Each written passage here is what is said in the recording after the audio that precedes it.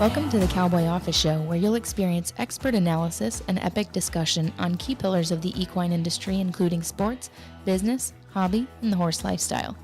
Your co-hosts are Jody Brainerd and Brian Dykert, industry veterans with over 120 years combined living the cowboy lifestyle. The Cowboy Office Show will help you get involved, ask more questions, and create change. We'll keep riding for you as together we learn from the ride already ridden, learn to listen better to our horse, and make our industry better for all. Each weekly episode will take a ride around the industry in less time than you can load the truck and trailer. Drop your email at cowboyoffice.com to receive weekly updates and never miss an episode. Saddle up as we ride into today's show. Well, hello, Horse World. Hang on tight, because we are going to talk horse show production today. We have the one and the only producer and executive director of the largest Arabian horse show in the world. What a great ride this is going to be. Welcome to the Cowboy Office. I'm Brian. And I'm Jody. I'd like to welcome you to this episode in our series Status of the Horse Show Industry. And boy, Brian, you are right. We have an episode for the horse world today. It doesn't matter what breed or discipline you prefer. This show is one you're not going to want to miss. And let me introduce our guest today. We have with us Taryl O'Shea. She's a lifelong horsewoman, professional expert leader. She lives in Arizona.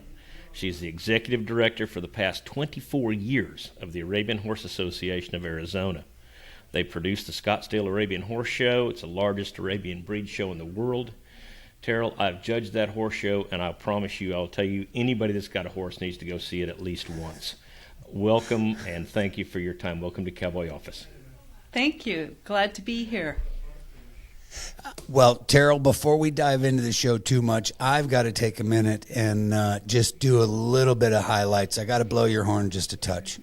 Two things, because one, you've been with the Arizona Arabian group, the Arabian Horse Association of Arizona, for now 24 plus years.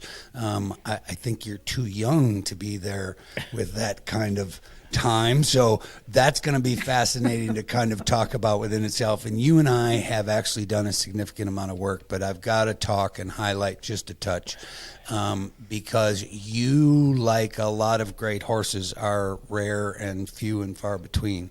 So your resume speaks incredible. And I think it should be a stimulant for a lot of people out there in the horse world, because this is the kind of things that many of us can do. And so we look forward to talking about all of these parts. But you've been the executive director, like we just said, for the Arizona group for now 24 years. That show has been in existence for over 68 years. I believe your 68th anniversary is this year. And you guys, yes, it's the largest Arabian horse show in the world that attracts over 2,000 horses across 11 days of competition. But Taryl, you yourself is an expert. You own and manage a management company. It's called Event Management by Taryl. And you've worked on an international level, and I've got to take a minute to just highlight a few of them. We could do a whole show on just your career, and I know you're just getting warmed up, so there's lots more to do. But just as an example, you've been directly involved in the production of the Arabian Horse Association Youth Nationals in Albuquerque, New Mexico, the Arabian Horse Association Sport Horse Nationals in Lexington, Virginia, the Polish National Championship and Pride of Poland auction at Janów, Podlaski, Poland. And I hope I said that somewhat right. Close. So to all of our friends in Europe, don't hold it against me. The Egyptian Arabian Horse Show in Tomball, Texas. The Scottsdale Polo Championship here in Scottsdale. That's held at Westworld every fall. And the Australian National Arabian Horse Show. That's just to list a few of them. Your resume is extensive, but your expertise in show production and horse show production is very stellar. And so we thank you for your time, and we so look forward to this show. For the audience, just as a reminder, because you can go to Taryl's association's website. It's a unique one. It's easy to remember, www.Scottsdale Show.com. That will get you straight to Taryl's organization. You can find out tons of information. We will also put a direct link on the episode on the cowboyoffice.com website again as well. Scottsdaleshow.com is their website. Please, by all means. So thanks for being here. Thank you, Brian. Thank you. That was a beautiful introduction. Well, it's true. I'm going to get into some questions for you here in just a second, Taryl. But like I said, I want the people that are going to listen to this show, if they haven't been to that Arabian show in Scottsdale, I don't know how you do it. It's more like putting on a state fair than it is a horse show. That thing. Or a circus, some might say. Or a circus, right? Oh, it is. It's way fun. So anyway, we've got lots to talk about, but let me start out with this first question about the industry. So let's talk about it. You're at the top of your industry. Your work is required, for you to stay there. How do you see the Arabian show industry as a whole? Maybe not just Scottsdale, but overall. Well, I think the Arabian industry is strong. We're getting ready to welcome 2,000 Arabian horses to Scottsdale in 3 weeks, and it feels really strong. We have over 1,000 classes, and so with that comes, a ton of questions. So it feels super strong and busy and exciting, and we've been rapidly growing new and different divisions and attracting new people into the horse show world.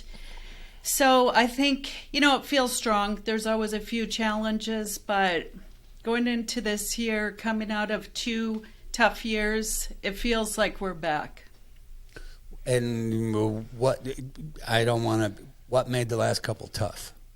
Well, mostly the pandemic. So shutting our doors, we're a huge spectator event, so we had to close the doors to our spectator for a year, and then last year with the scare of COVID again, it really impacted our commercial exhibitor expo and people wanting to commit to the horse show. I'd say our horses still came. We still had over 2,000 horses, but just the event in general took a little bit of a hit because of what we've all gone through the past couple of years. Right, but it was really because of the whole world and the COVID thing. That was the big hit. Yes. Yeah. Okay. Yeah. I just didn't want to assume it.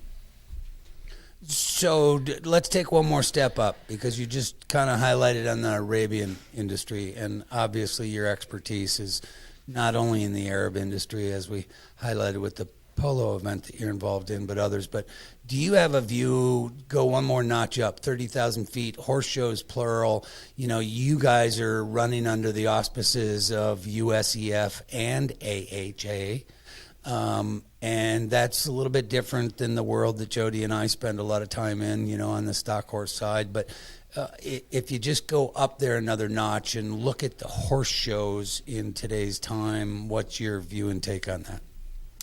Well, I think from the 30,000 foot view, overall, there's an excitement that we've not seen in a while.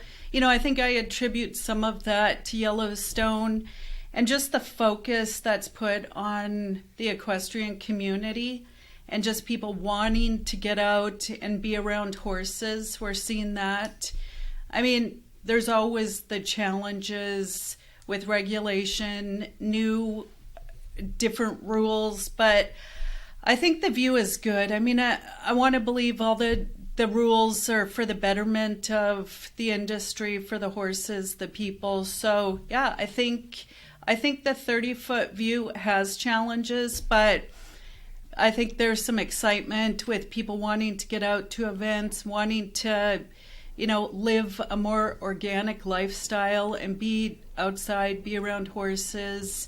So I think there's an excitement there, thanks to, I accredit it to Yellowstone and maybe a little bit people being locked up, but yeah, it's exciting.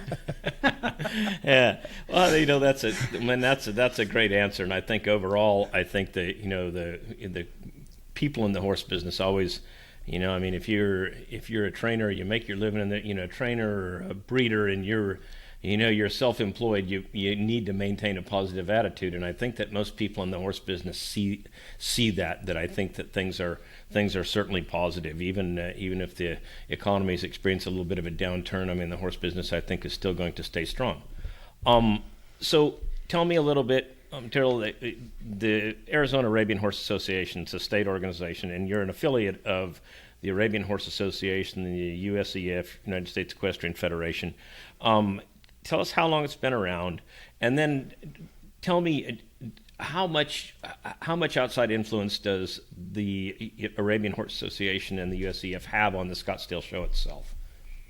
Okay, so we started in 1955. We had Arabian horse owners and collectors of Arabian horses importing them primarily from Poland, and they wanted to start a local competition. And so that was in 1955. We were a nonprofit, and so we donate to local charities that we feel make a difference in the community. So we have far-reaching arms that try to support, not only the horse industry, but local charities. We are sanctioned by many different organizations. The United States Equestrian Federation, like you said, Arabian Horse Association, the Dressage Association, the Reining NRHA. So the list goes on. And I think with all of those affiliations, it brings value to our horse show because it unites us with a broader community. USEF brings so much structure, rules. There's a lot of we couldn't do it without them. But we organize many different events at various levels. So some of them we just run on our own, no accreditation. And so I think we're definitely a kind of a standalone association that can act and organize and do what we feel will help support our community or outreach to other new and different people. So yeah, it's a great organization for sure. And we have an active board of directors and committees that are always working on trying to get, people's hands on horses. I mean, that's basically what we try to do, not only support the competitions, but a lot of breed promotion to get people involved with horses.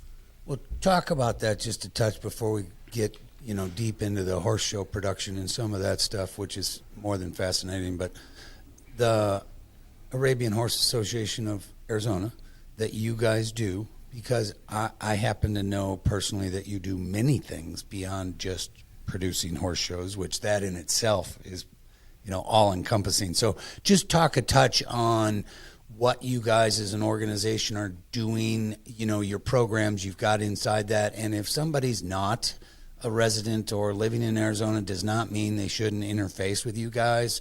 If, right now is a great time of the year to come to Arizona, so come to your show in February 16th, 24th. But they should interact and get information with you because you do more than just horse shows, right? So just kind of talk about your programs quick. Yeah, one of our most successful programs is our amateur committee, and it is a group of people, like you said, Brian, from around the world that basically organize events from parades to trail rides to fun shows. We'll take Arabian horses to Phoenix Children's Hospital. You name it, we've probably done it. We'll kick off the March of Dimes walk with Arabian horses.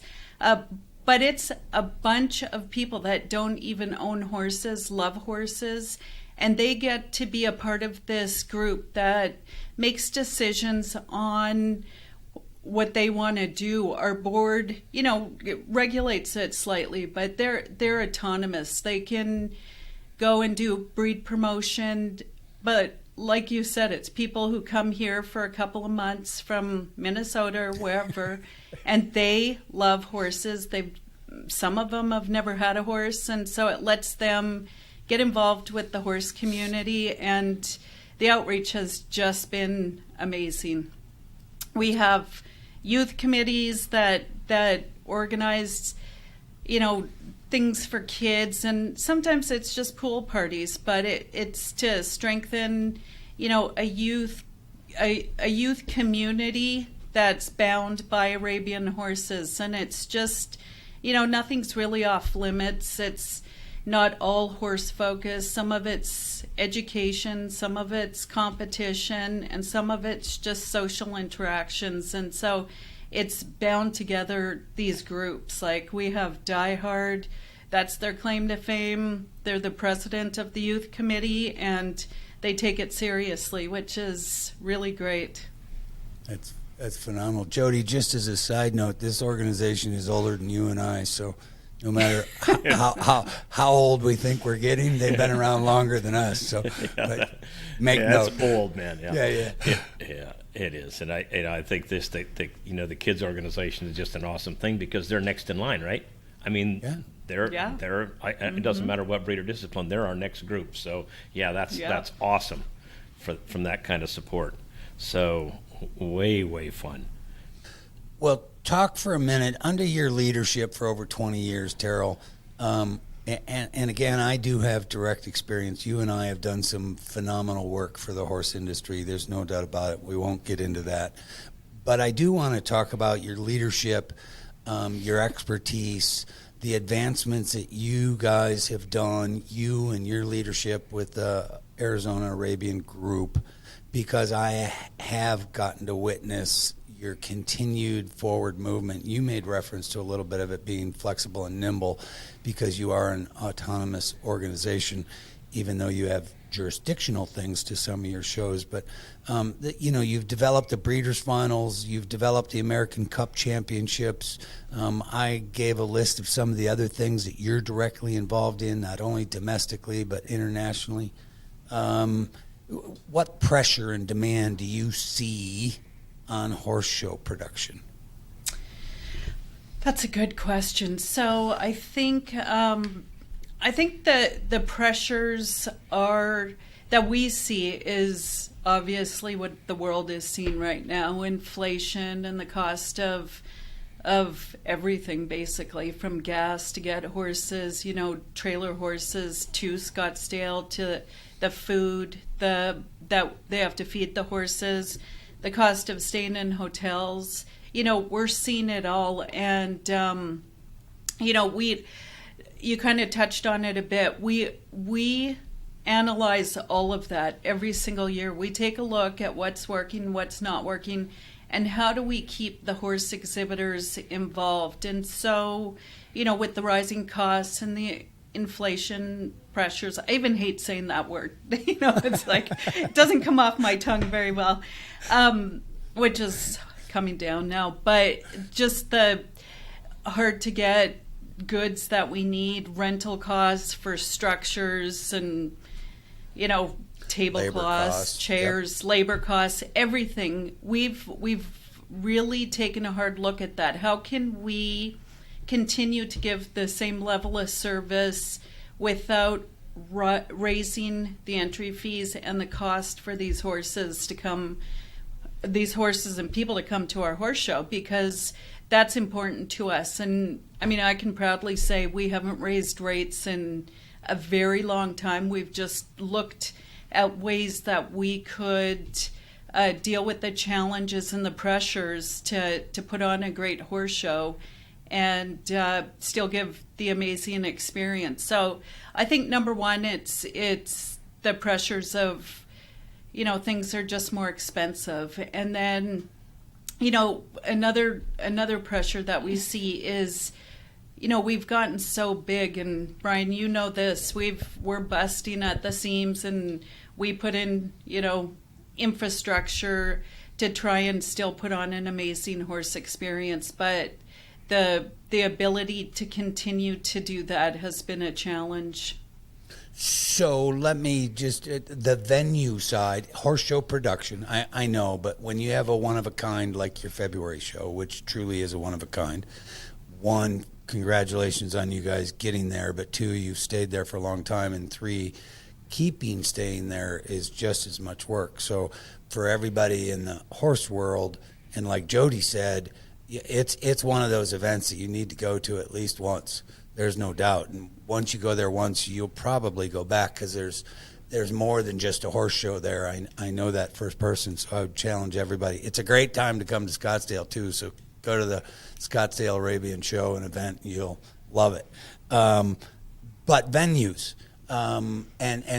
because you go across the industry in a large level, and so finding venues that are capable of supporting event production at your level, is that a easy thing or a hard thing? Or that's an extremely challenging thing. People, they're like, the committees I work with, let's go to Nashville, let's go to Chicago, and once you start digging deep for a facility that you can put on not only a great event, but some of the specialty things that we offer, like VIP service, it's tough. So, the venues that support our horse shows are really, really hard to find. And then if you want growth, you have to, we can't pick up Scottsdale and go somewhere else. It would take some time. But if you want growth, you have to really bake that into your future plans. But yeah, I've worked at various different event facilities, and every show is different. You have to make them different to accommodate the type of sponsorships and experiences you want to offer to your VIPs, to your horse exhibitors. So yeah, venues tough.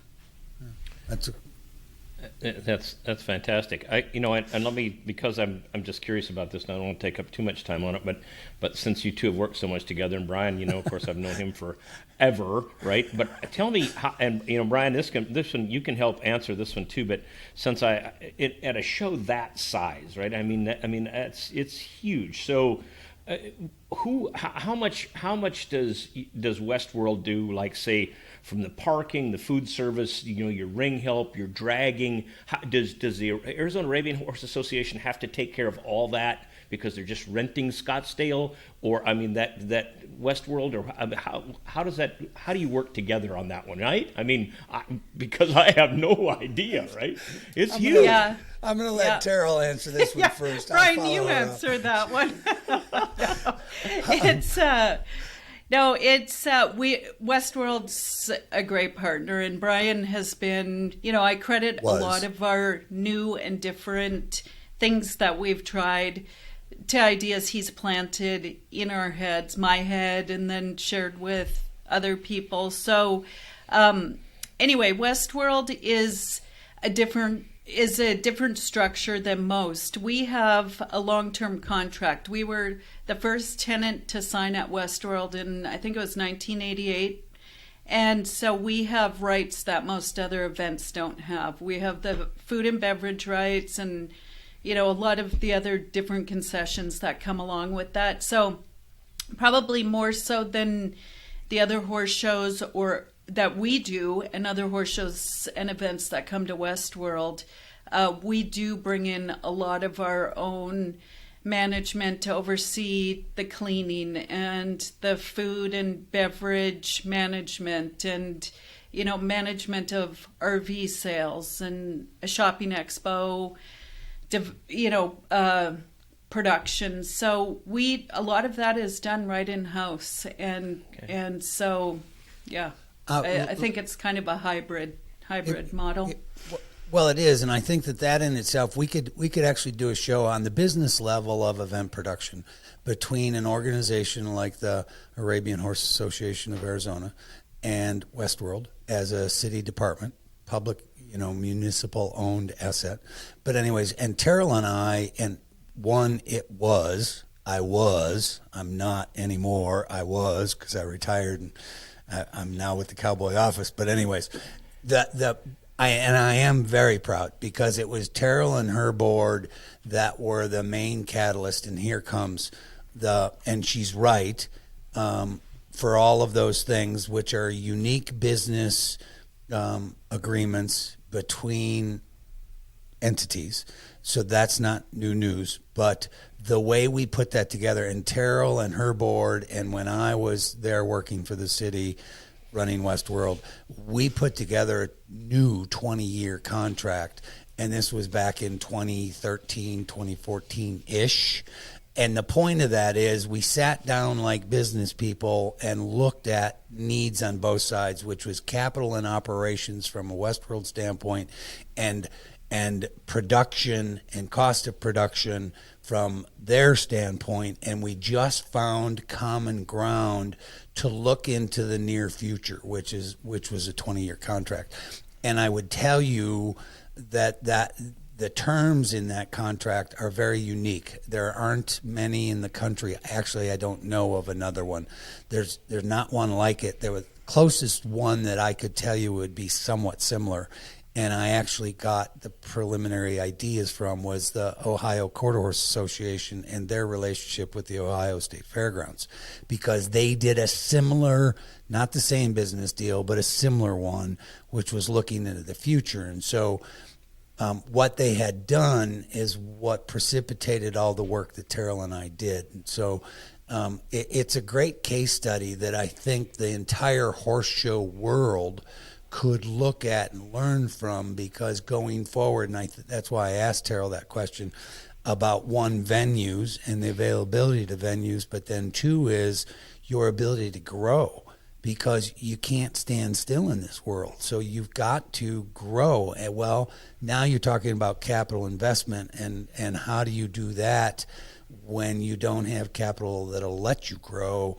That's a whole nother dimension. And all of us in the horse show world have got to start looking and paying attention to more of that from a production standpoint. So anyways, I'm very proud of that. And thanks, Taryl. Well, thank you, Brian. What Brian left out is he's the one who elevated Westworld to the next level. We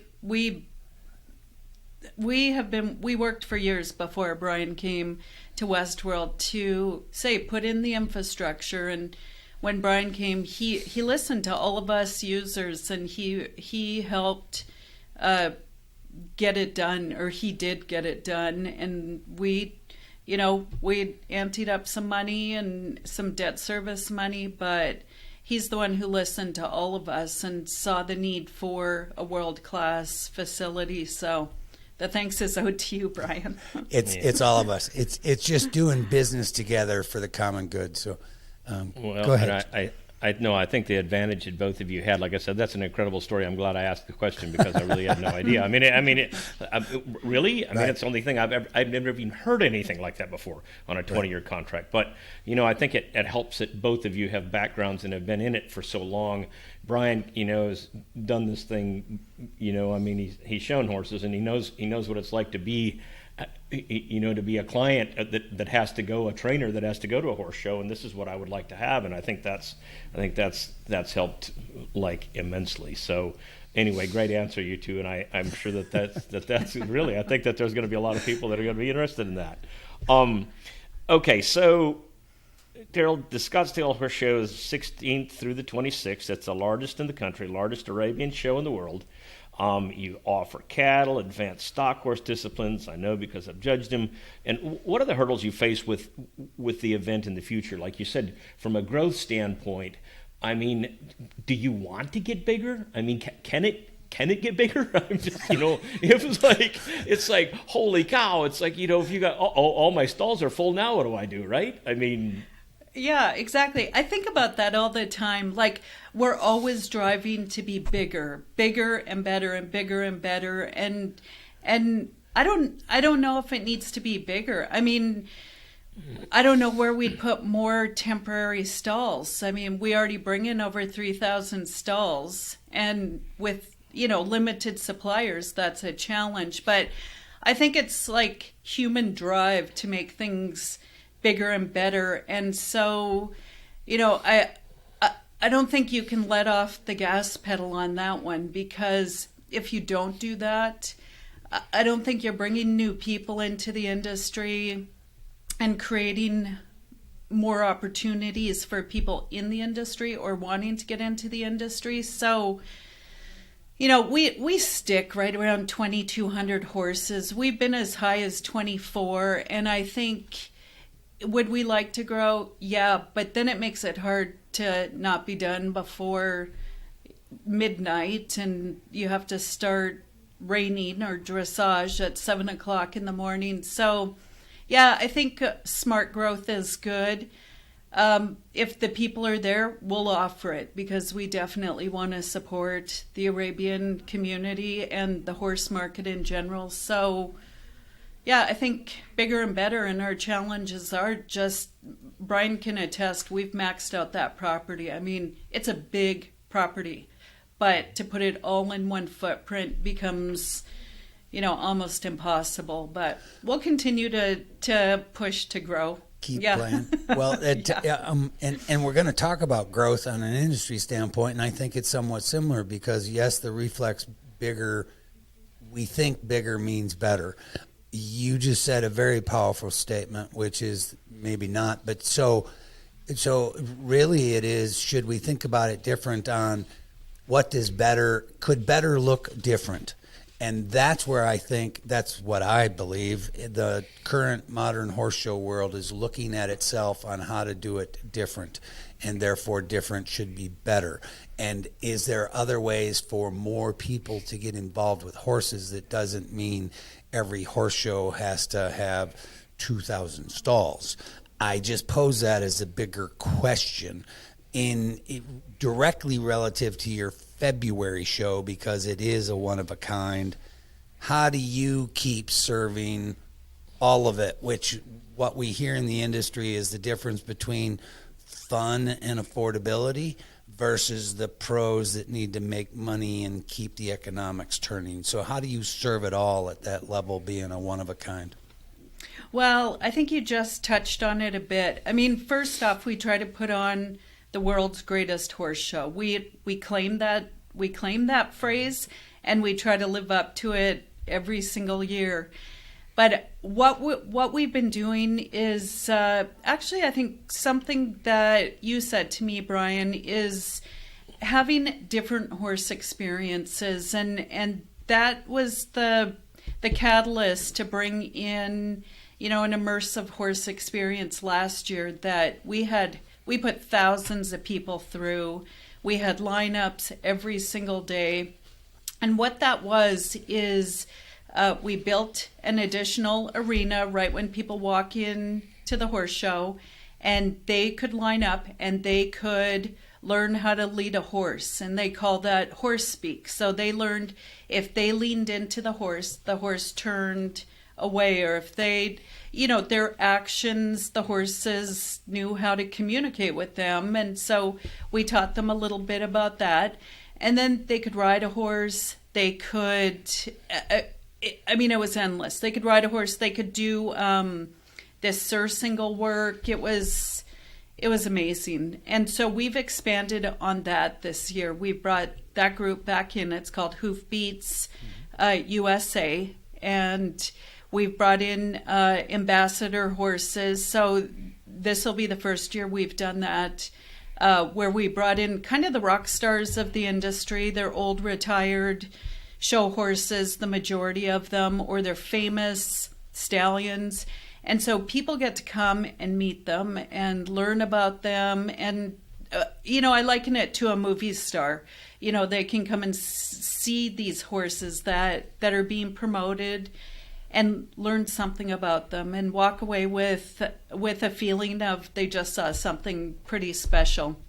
And so kind of back to your question, sorry I got off track there, but I think, our number one goal is to put on an amazing competition for our exhibitors, for our trainers, for our owners, to put on, something that is of high level, with great competition. And we all know a good schedule counts. So, we have 11 days with 1,000 different competitions going on.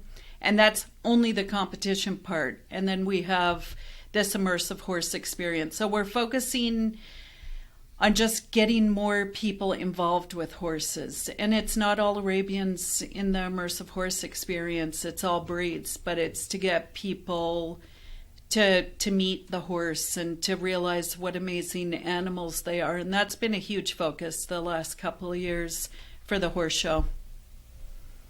Good for you guys. Good really for you guys. Good. Yeah, absolutely. That's so positive, and I think you're right. Some of the Arabians are movie stars, right? I mean, some of those horses are. I mean, they are. I mean, they're so beautiful. Mm-hmm.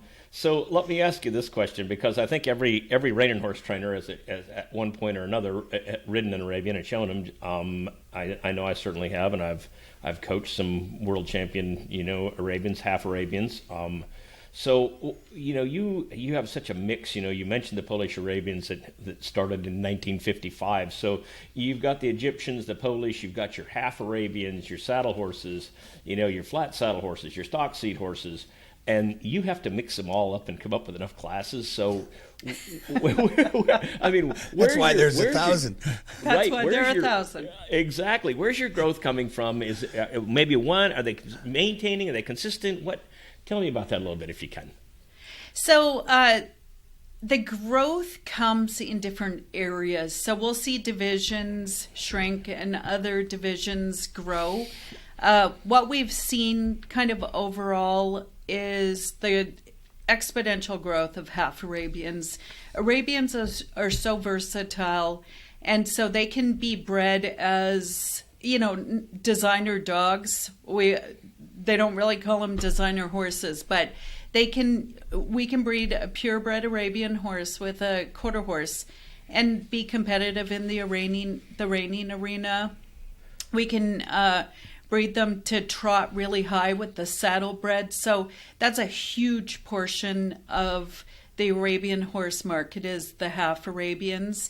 And so with those, we have specialty classes like saddle seat, stock seat, like you were saying, with the cows and, various different competitions. I think where we're seeing a lot of growth that we're trying to offer enough opportunity is in divisions where people can do some of the work themselves, because a lot of our divisions have become highly specialized and very, very competitive. And I think that's true of any competition where horses are involved. They're getting bigger and better, more talented.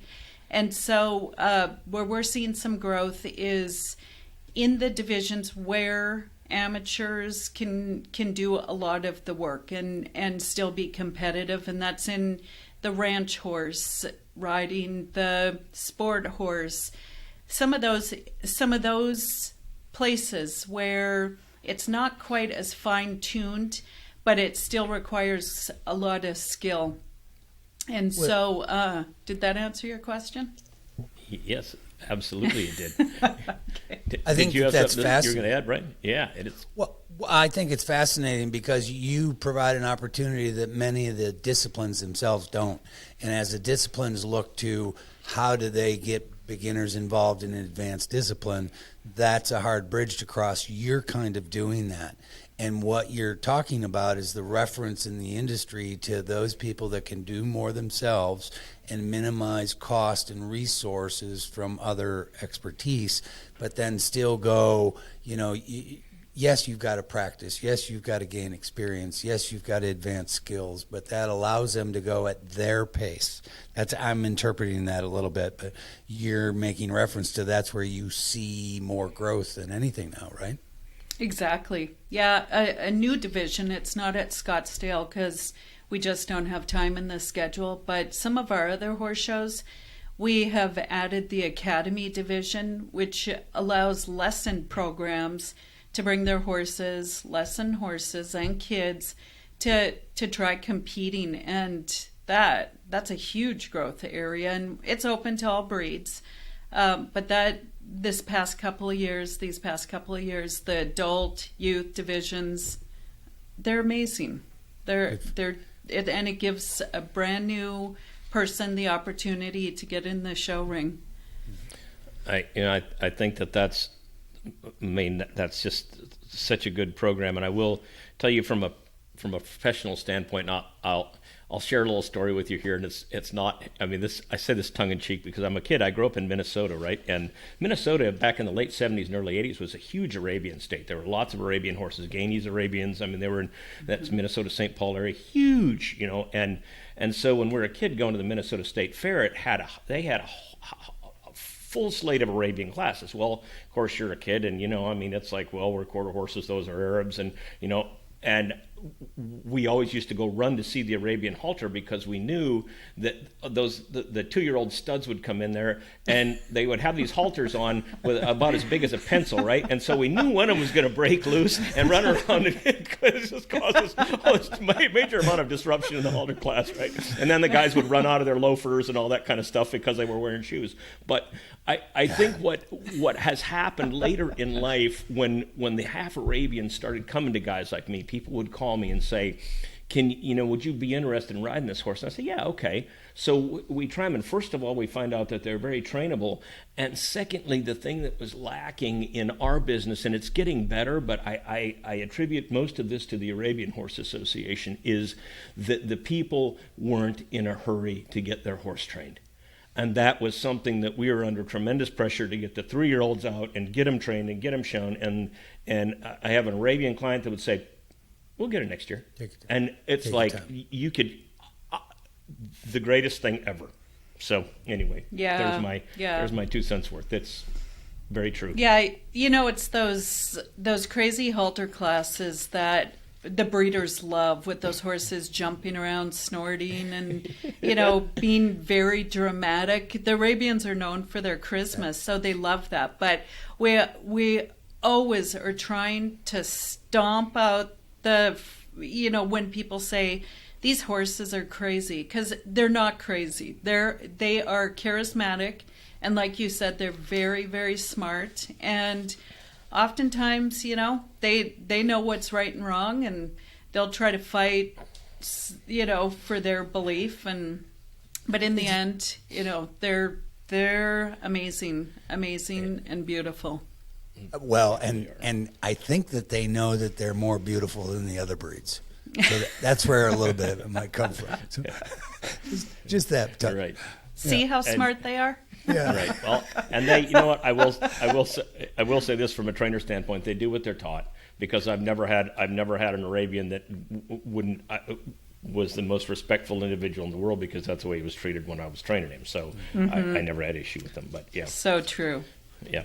So that's cool. Way cool. Well, that's fun. Well, tell us just a touch on your February show. Why should people? I mean, I know why. If you don't live in Arizona and you're in any other part of the country right now, it's the gray days are starting to get to you. You've had enough of the snow and the ice. But so not only should they come for a little bit of sunshine, but they need to come to your February show. Why? Well, they need to come to our show, because the Scottsdale show, because it's the mecca for the Arabian horse, basically anywhere in the world. But Scottsdale speaks for itself. I mean, there is no better place to go in February than Scottsdale, with, all the events going on, the beautiful weather, the outdoor activities, the restaurants, the shopping, the golfing. I mean, I could go on and on. Yeah. It is just such an amazing place to be. And there's, when I think of a vacation for myself, it's not sitting on a beach. It's a place where I can go, maybe hike a little bit, go to a good restaurant. And Scottsdale doesn't have the beaches, but it has everything else. And the weather is outstanding. So I think, Scottsdale's done such a great job of attracting tourists and promoting tourism. And, they say if you build it, they'll come. Well, it's built, and the people just need to come. It's a beautiful place to live.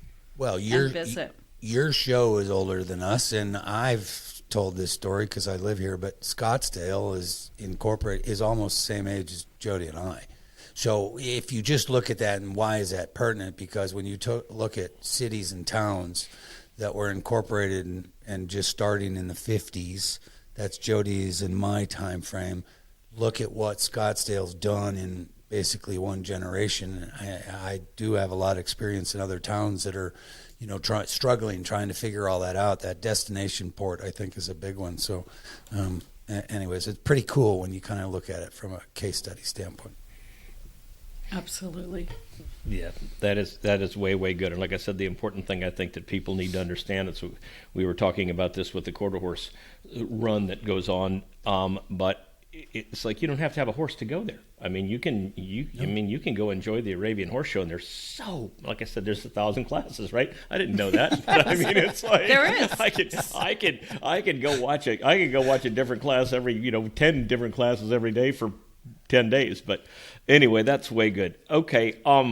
So here's a question, and it's not universal. I mean, you just breed. It's with all of them, with the quarter horses, whatever. But with the Arabian Horse Association breeding and registration numbers down in the Arabian horse side of the industry. Well, I mean, what does this mean for you from the Arizona Arabian Horse Association? I mean, like I said, it's not just the Arabians. It's the quarter horses. It's everyone. So, can you speak to that for a second? Yeah, for sure. Well, yeah, with breeding being down, it means we need to work harder to introduce people to these amazing animals.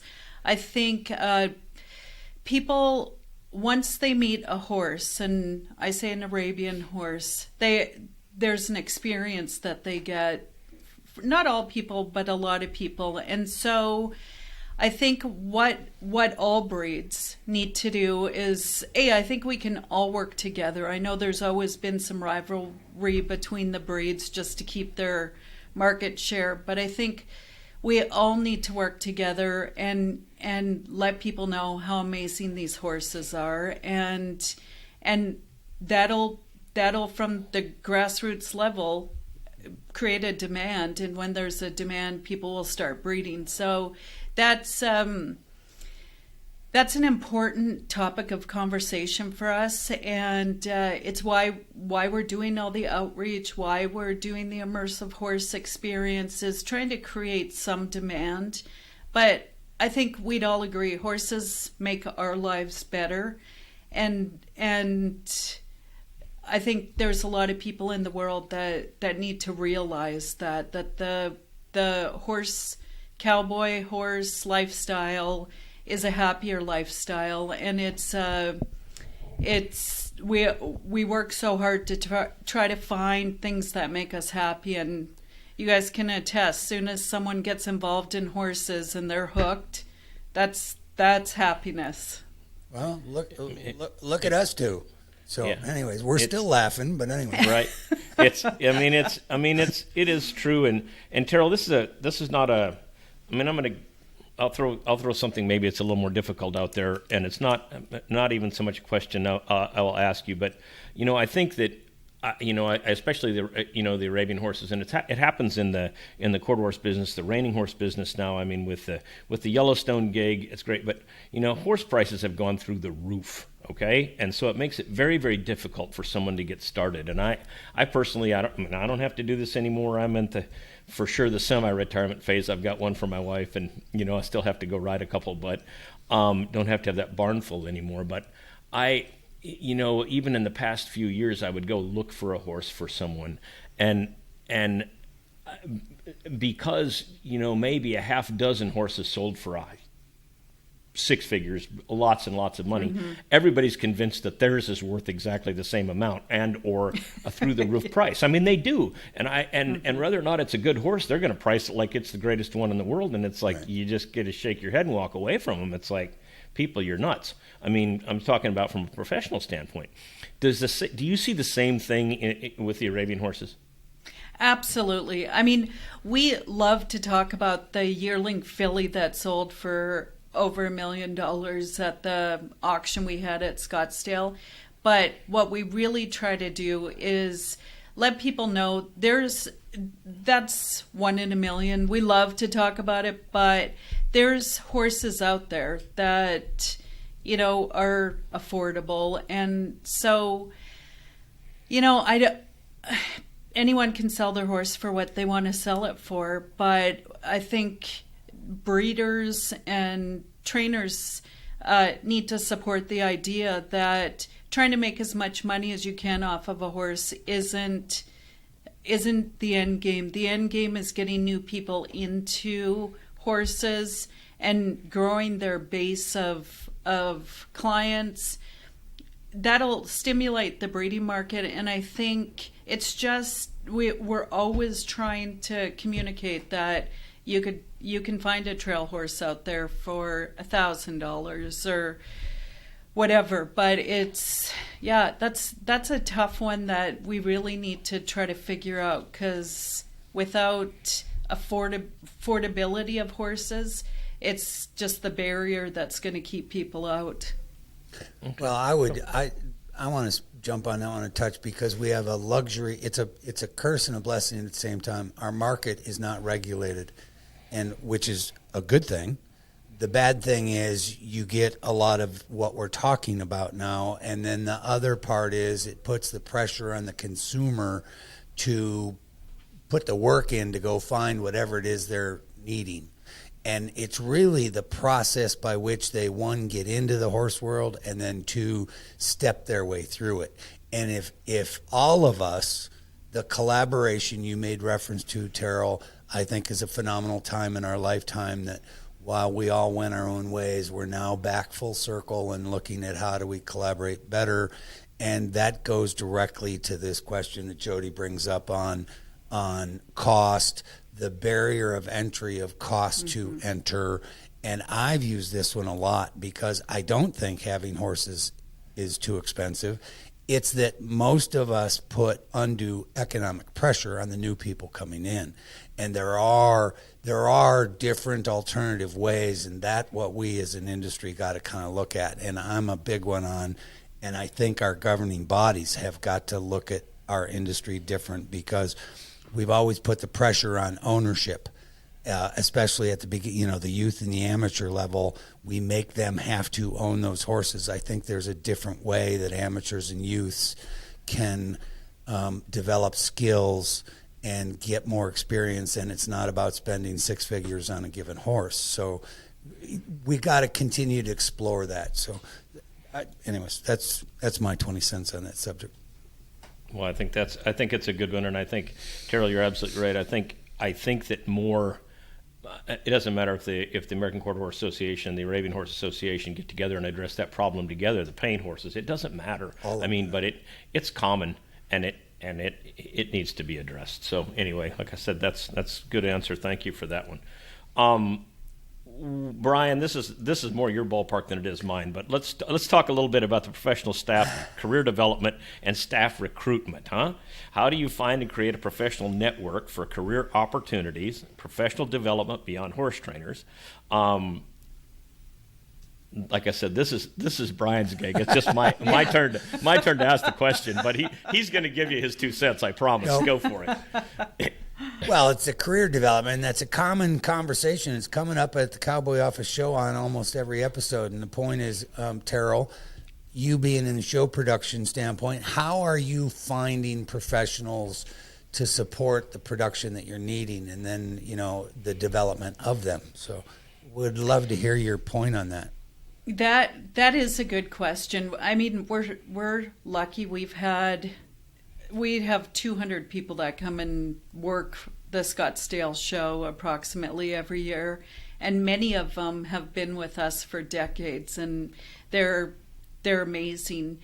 But there is a need. They're starting to retire now, and so we have been working with a local college. Scottsdale Community College has an equine program, and so we started a scholarship with them, and part of their graduation criteria is they have to intern with us at the horse show. And so we make available various opportunities, whether it's in the show ring, being a ringmaster, or helping organize the volunteers, running gates, announcing.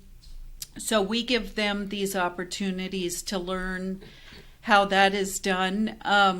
But yeah, that is a challenge that luckily we've been successful in finding people and cultivating local people for our small shows locally.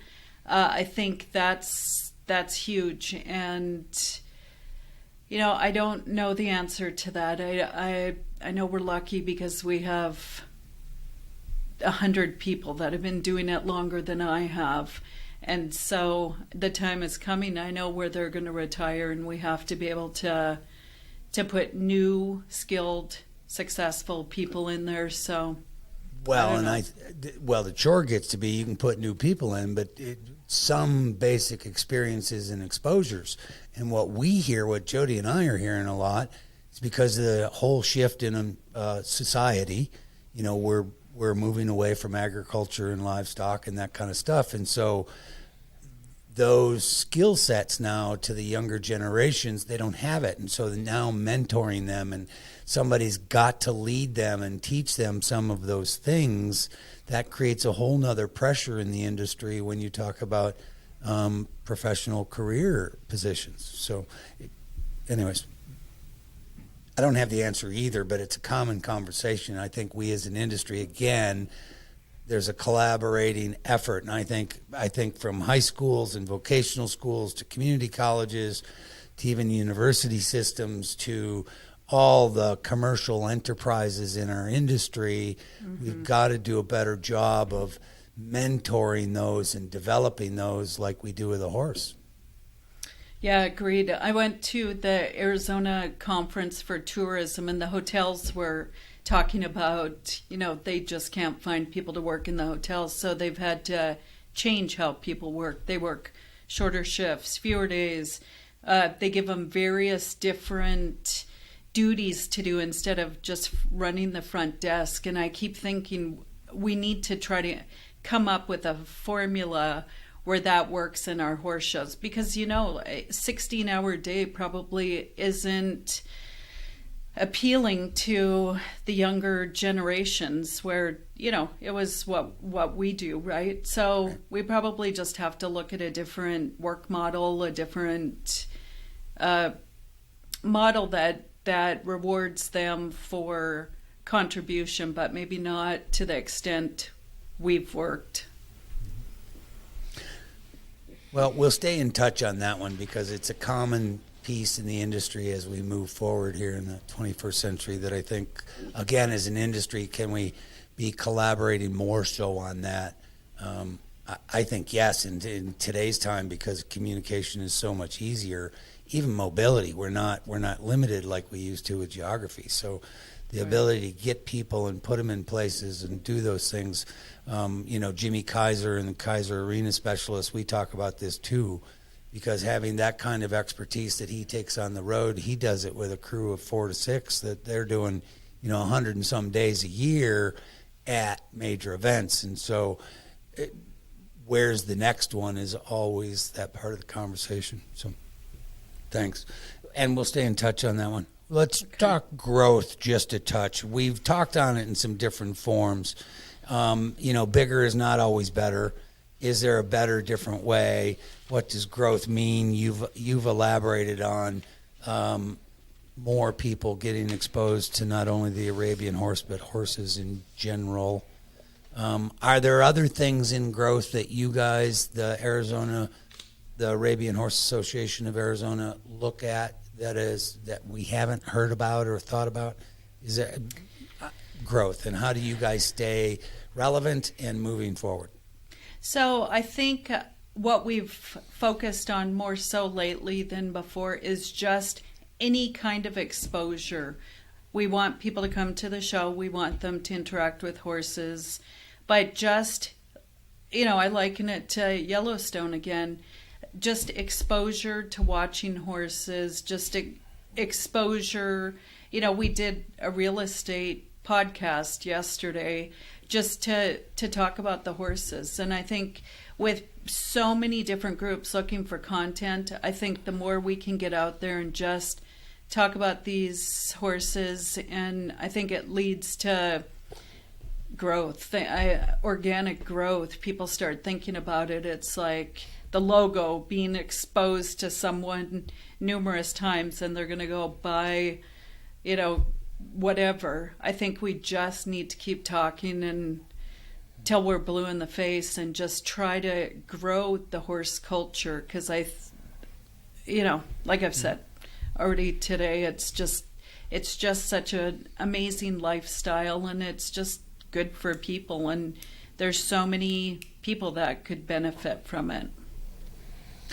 Let me ask you this one. You've already said economics, but is there anything else that you see in the immediate future that are kind of hurdles or challenges for you guys as a show producer and producing, one-of-a-kind major event? Are there hurdles other than economics? There are, like, all the regulation is starting to become a hurdle for our exhibitors.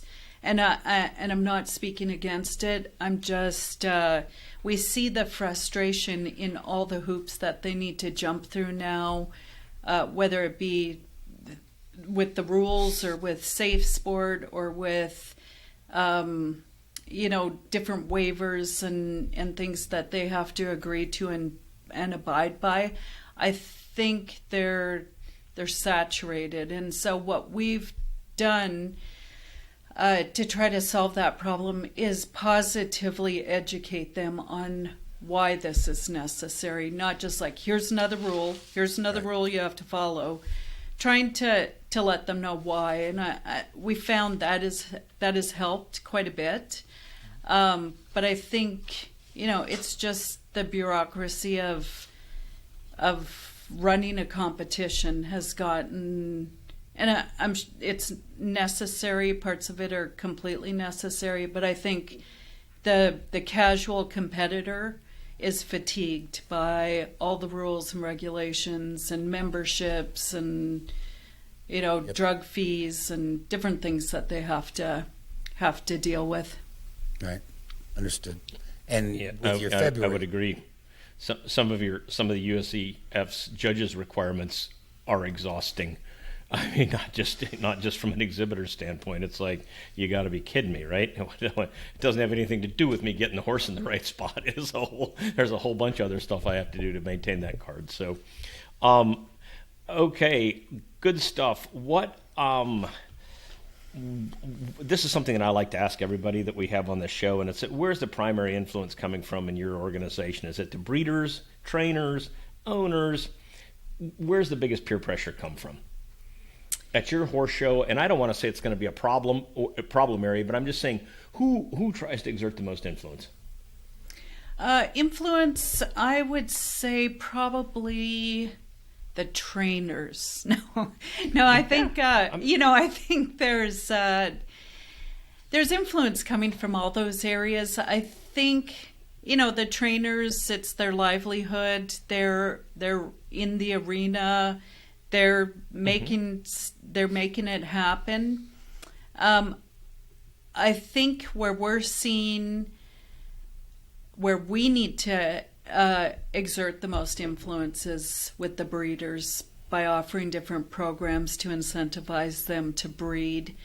But yeah, I think it comes from all those areas, and I think that we do a really good job managing that. You can't make everyone happy, but we're very clear, on our rules and trying to educate people. And I think when we started to do that, it really set people back a little bit, because, oftentimes there's people always looking to fight for something, and it just oftentimes because they don't know. So we got out in front of it and have tried to slow that down a little bit. Good for you guys. Yeah, well, obviously, way good. Obviously, it's been working because you're at the top of your industry, at the top of your field, and you've been staying there. So keep it up. Good for you. It's an interesting question, and Jody always loves to ask that. And so looking at our industry, a little bit larger, where is that primary peer pressure? And Jody and I get to have a lot of fun talking about inside components and that the special interests, and we all have them as individuals, but in the horse world, it seems our interests want to influence us even more so. So it's just it's an interesting conversation. We're going to shift and move on just a touch, and we've already you brought this up from the beginning, the lifestyle. And, you know, while Jody and I kind of picked the cowboy side of the world and made our lives there for our own reasons, that's fine.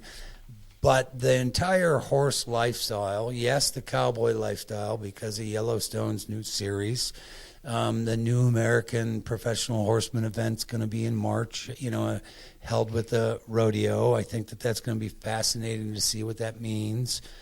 It's about the public awareness to this horse lifestyle. And it's getting a lot of attention, which all of us are nothing but thrilled about that. But then comes the rest of the responsibility. And I think all of us, because in Jody's and my lifetime, you know, we always wanted those big, yes, you want to win, but you also wanted to win in front of an audience that appreciated all the work that you put into what you were doing. Well, we're kind of flirting with that as an industry, but it carries a huge level of responsibility, and I'm going to use this new term that's wanting to dance around called social license to operate. And I find it fascinating. So my question is, are you aware of it?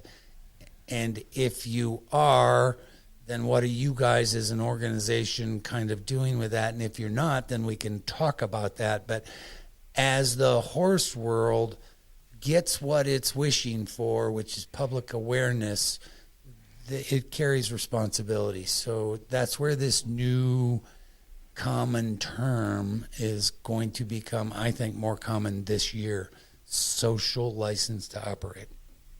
That's a thought-provoking question. So I am familiar with the license to operate, and I think it's definitely something that as an industry we need to focus on making sure we're not just growing it too fast and there's no support net for the people who maybe don't stick with it and can't sell their horses and don't know what to do with them. I do think the horse industry in general has taken leaps and bounds in, you know, just the care for the horses and the humane treatment at events, at home, wherever horses are. But I do think this is one more step in the direction that we've already been going. And as horse lovers, we want horses to be treated fairly, and you know, we need to be aware of it and educate people and have outlets for people to contact or you know, sell horses instead of every man for himself. And I think there's a lot that we can still do together with all the breeds and disciplines to do this, and it would be education within our organizations, but it's also communication to the horse owners and the responsibility of owning a horse. And yeah, I think it's something that we can definitely do. Good. Yeah. I mean, that's a great answer, and I think, like I said, it's something that is so new to us. Like, say, from a trainer standpoint, I think most of the time, most trainers, and you know, it's like when you're working so hard to make a living, it's something that you say, just leave me alone, let me do my job. So we wouldn't pay enough attention to that. I think that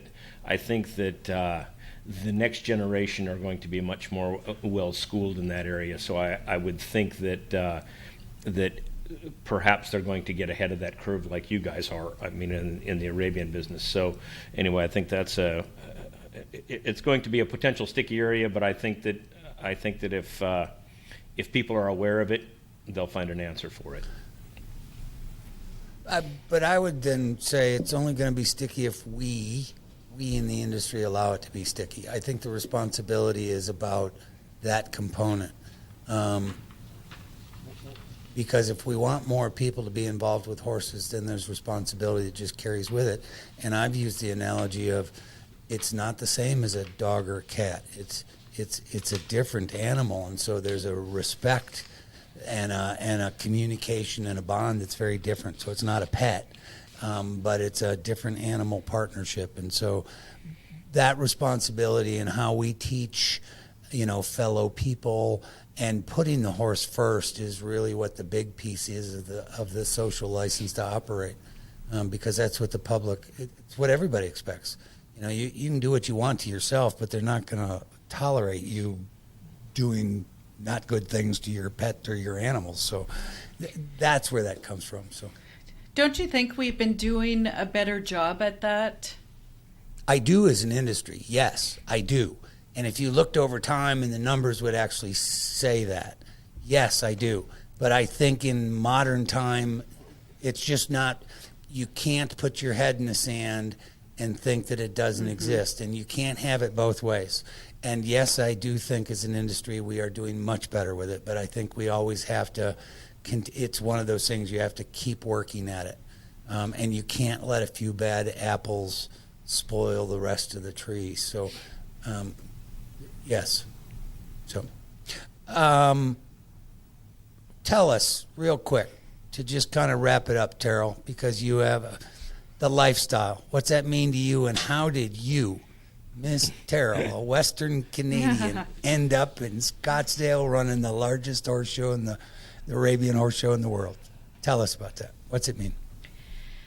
Well, the horse lifestyle to me is innately who I am. And I think for me, when I think about it, I think of peace and happiness and a shared experience with an animal. And I always say to people, and people look at me like, I don't know what she's talking about, but imagine your favorite dog being able to carry you on its back and care for you, and you could go explore all these different adventures. And I think to me that sums it up. I have this trusted partner, and I love everything about it. I have a little horse ranch, only 3 horses, and I love every part of it. I love, except for when it rains too much and it gets muddy. I probably don't love that, but going out there at night and just checking on them and them staring at the house for me to come and feed them and taking them for a ride, all of that, and sharing them with other people is really where I'm getting a lot of joy right now. And I just, the horse lifestyle, I can't imagine my life without it. It would be empty, living in a house, going to work, going shopping. I mean, it just adds so much to my life. So I really love to share that with other people. And then how did I get down here? Well, I was married, and my ex-husband, got recruited to come down to Phoenix to work, and we were going to come down for 5 years and then head back up to Canada because that's where I'm from. And got involved with the horse show and never looked back. So, I love it here. It's 25 years. I'm an American citizen, and I can't imagine not being involved. I've been involved so long. I feel sometimes like I just graduated university, which was a very long time ago, but I feel like I have a long future still. Yes, you do. You're just getting warmed up. Jody and I are on the other side of that mountain. Yeah. So, yeah. No, that's great. Well, we're glad to have you, girl. I mean, Thank you. You make it better. I'm sitting here laughing to myself because part of the thing with horses, obviously I've grown up with them, 3rd generation, right? And I love them, and they've done great for me, and I still laugh because I think sometimes the people that are when we were a little kid, I mean, you'd see my friend Flicka in black and white, and you whistle for him, and the horse would come running around the building and just wanted to be with you so bad. And people see horses on television, and they think this, and if they could see that old broodmare, that old gelding that knows he can beat me to the gate so that I can't catch him, right? You know, they can be like, they know. It's like, they're like looking at you going, there's no way you're going to get me before I get there. And, my gosh, yeah. The greatest animal in the world, but can be the most frustrating too, because they're so smart in that respect. Yeah. But anyway, Taryl, I mean, our time always goes so fast when we do these shows, and you have been awesome. I mean, you've helped me learn so much about that horse show and your breed. We can't thank you enough, and it's a great event that you produce, and I know how hard you work. So, thanks to your Arabian Horse Association of Arizona, and thanks to you for being on the show with us. You're very welcome. Thank you very much for inviting me, and thank you for bringing this awareness to more people, and we'll all work together to responsibly grow the horse industry. Yep, that's what we're all trying to do. Taryl, thank you. Thank the Arizona Arabian Horse Association. Thank your staff. Thank your board. Thank your membership. We can't say thanks enough for all that you guys are doing. We will continue to promote you guys. Scottsdaleshow.com. The links will be in place. Cowboyoffice.com. You can get all of those direct links. We will provide all the links to your social. We invite the audience to continue to push through. If you've got interest in horses, go to Scottsdaleshow.com. Get involved, touch base. There's a lot of ways to do that. And as a reminder to the audience, whatever your platform of choice, remember to hit subscribe or that like button, because that's what keeps me and Jody going. And until the next time, enjoy the ride. Hey, thanks again. And until next time, stay in the middle. Today's episode is brought to you by 4D Productions in cooperation with the Consultment Agency, a full-service agency that helps bring forward-thinking equine brands into the 21st century using digital skills and services such as website development, graphic design, social media, and media production such as the podcast you're consuming here today. Thank you so much for riding along with us today. Sign up at cowboyoffice.com to be the first to know about topics affecting the industry we love so much. You can reach out to us with topics you care about by finding us on TikTok, Instagram, LinkedIn, Facebook, YouTube, and all podcast platforms. And remember, share this episode with someone that may enjoy it, because the more we can share our horses with others, the better our world will be.